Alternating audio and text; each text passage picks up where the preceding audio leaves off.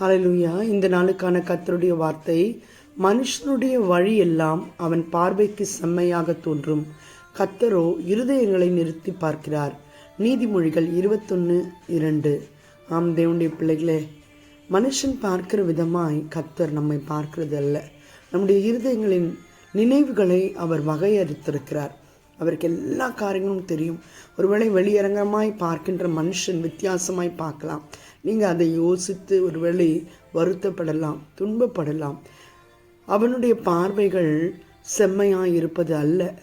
ஆனால் ஏன் அதனுடைய காரணம் என்னவென்றால், மனுஷனுடைய வழிகள் செம்மையாய் இருப்பது அல்ல. இந்த வழியில் இருதயங்களை நிறுத்தி பார்க்கிற தேவன் உங்களை அறிந்தவராய் இருக்கின்றார். அவர் உங்களுடைய இருதயத்தின் யோசனைகளை அறிந்திருக்கிறார். அவர் அவைகளுக்கு ஏற்றவாறு உங்களுக்கு பதிலளிக்க வல்லமை உள்ளவராய் இருக்கிறார்.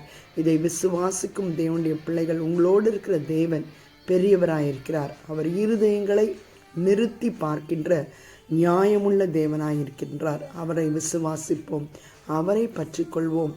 அவருக்குள் நாம் மகிழ்ச்சி அடைய கர்த்தர் இந்த நாளில் பெரிய கிருபை செய்வாராக. இந்த நாளில் 12th எக்ஸாம் எழுதுகிற எல்லா பிள்ளைகளையும் இயேசுவின் நாமத்தினாலே வாழ்த்துகிறோம். ஆமென். ஹல்லேலூயா.